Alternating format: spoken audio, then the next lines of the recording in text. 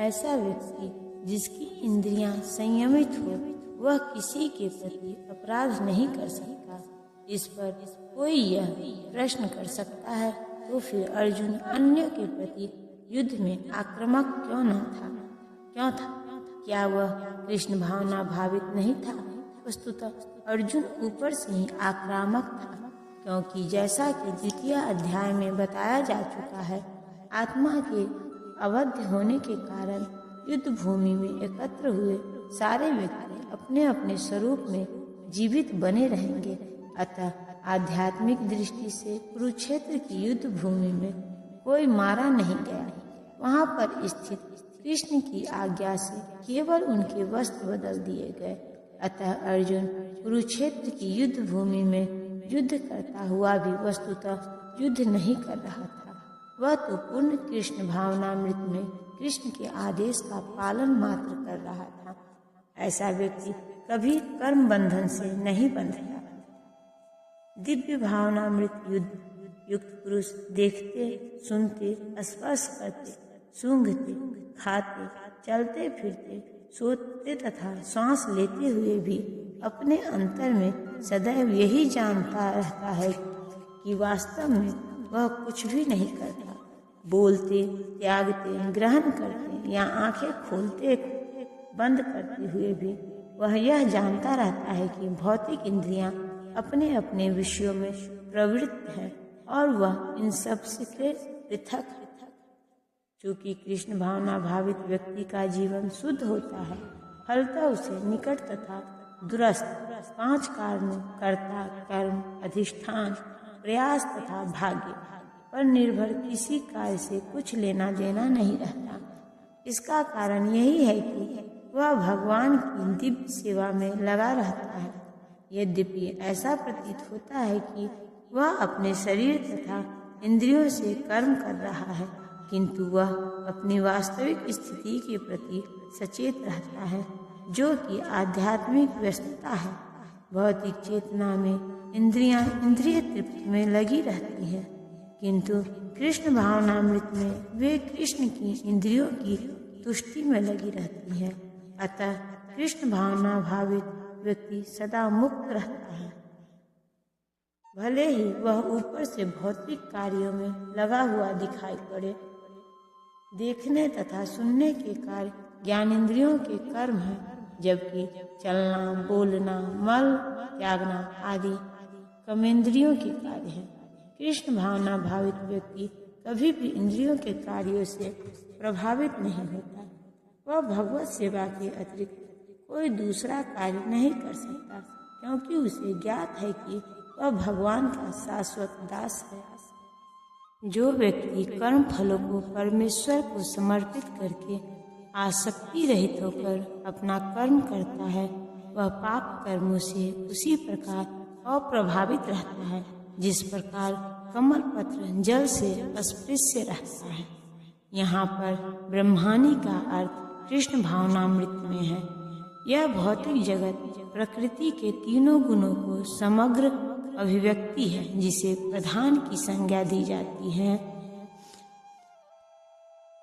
तथा भगवत गीता में मम योनि महर्द ब्रह्मा से प्रकट है कि जगत की प्रत्येक वस्तु ब्रह्मा की अभिव्यक्ति है। और यद्यपि कार्य भिन्न भिन्न रूप में प्रकट होते हैं, किंतु तो भी वे कारण से अभिन्न है। ईशोपनिषद में कहा गया है कि सारी वस्तुएं पर ब्रह्म या कृष्ण से संबंधित है। अतएव वे केवल उन्हीं की है जो यह भली भांति जानता है कि प्रत्येक वस्तु कृष्ण की है और वे ही प्रत्येक वस्तु के स्वामी हैं। अतः प्रत्येक वस्तु भगवान की सेवा में ही नियोजित है। उसे स्वभावतः शुभ अशुभ कर्म फलों से कोई प्रयोजन नहीं रहता। यहाँ तक कि विशेष प्रकार का कर्म संपन्न करने के लिए भगवान द्वारा प्रदत्त मनुष्य का शरीर भी कृष्ण भावनामृत में संलग्न किया जा सकता है। तब यह पाप कर्मों के कलमश से वैसे ही पड़े रहता है जैसे कि कमल पत्र जल में रहकर भी भीगता नहीं। भगवान गीता में भी कहते हैं, संपूर्ण कर्मों को मुझे समर्पित करो तात्पर्य यह है कि कृष्ण भावनामृत विहीन पुरुष शरीर एवं इंद्रियों को अपना स्वरूप समझकर कर्म करता है, किंतु कृष्ण भावना भावित व्यक्ति यह समझकर कर्म करता है कि यह देह कृष्ण की संपत्ति है, अतः इसे कृष्ण की सेवा में प्रवृत्त होना चाहिए। योगी जन आसक्ति रहित होकर शरीर, मन, बुद्धि तथा इंद्रियों के द्वारा भी केवल शुद्धि के लिए कर्म करते हैं। जब कोई कृष्ण भावनामृत में कृष्ण की इंद्रिय तृप्ति के लिए शरीर, मन, बुद्धि तथा इंद्रियों द्वारा कर्म करता है तो वह भौतिक कर्म से मुक्त हो जाता है। कृष्ण भावना भावित व्यक्ति के कार्यों से कोई भौतिक फल प्रकट नहीं होता, अतः सामान्य रूप से सदाचार कहे जाने वाले शुद्ध कर्म कृष्ण भावनामृत में रहते हुए सरलता से संपन्न किए जा सकते हैं। श्रील रूप गोस्वामी ने भक्ति रसामृत सिंधु में इसका वर्णन इस प्रकार से किया है। अपने शरीर, मन, बुद्धि तथा वाणी से कृष्ण भावनामृत में कर्म करता हुआ व्यक्ति इस संसार में भी मुक्त रहता है, भले ही वह तथाकथित अनेक भौतिक कार्यकलापों में व्यस्त क्यों न रहे। उसमें अहंकार नहीं रहता, क्योंकि वह इसमें विश्वास नहीं रखता कि वह भौतिक शरीर है अथवा यह शरीर उसका है। वह जानता है कि वह यह शरीर नहीं है और न यह शरीर ही उसका है। वह स्वयं कृष्ण का है और उसका शरीर भी कृष्ण की संपत्ति है। जब वह शरीर, मन, बुद्धि, वाणी, जीवन, संपत्ति आदि से उत्पन्न प्रत्येक वस्तु को जो भी उसके अधिकार में है कृष्ण की सेवा में लगाता है तो वह तुरंत कृष्ण से जुड़ जाता है। वह कृष्ण से एक रूप हो जाता है और उस अहंकार से रहित होता है, जिसके कारण मनुष्य सोचता है कि मैं शरीर हूँ। यही कृष्ण भावनामृत की पूर्णावस्था है। निश्चल भक्त शुद्ध शांति प्राप्त करता है, क्योंकि वह समस्त कर्मफल मुझे अर्पित कर देता है। किंतु जो व्यक्ति भगवान से युक्त नहीं है, जो अपने श्रम का फल कामी है, वह बंध जाता है। एक कृष्ण भावना भावित व्यक्ति तथा एक देहात्म बुद्धि वाले व्यक्ति में यह अंतर है कि पहला तो कृष्ण के प्रति आसक्त रहता है, जबकि दूसरा अपने कर्मों के फल के प्रति आसक्त रहता है।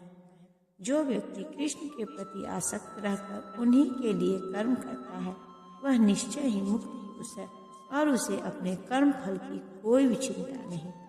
भागवत में किसी कर्म के फल की चिंता का कारण परम सत्य के ज्ञान के बिना द्वैत भाव में रहकर कर्म करना बताया गया है। कृष्ण श्री भगवान है। कृष्ण भावनामृत में कोई द्वैत नहीं रहता। जो कुछ विद्यमान है वह कृष्ण की शक्ति का प्रतिफल है और कृष्ण सर्व मंगलमय है। अतः कृष्ण भावनामृत में संपन्न सारे कार्य परम पद पर है। वे दिव्य होते हैं और उनका कोई भौतिक प्रभाव नहीं पड़ता। इस कारण कृष्ण भावनामृत में जीव शांति से पूरित रहता है, किंतु जो इंद्रिय तृप्ति के लिए लाभ के लोभ में फंसा रहता है उसे शांति नहीं मिल सकती। यही कृष्ण भावनामृत का रहस्य है। यह अनुभूति कि कृष्ण के अतिरिक्त कुछ भी नहीं है, शांति तथा अभय का पद है।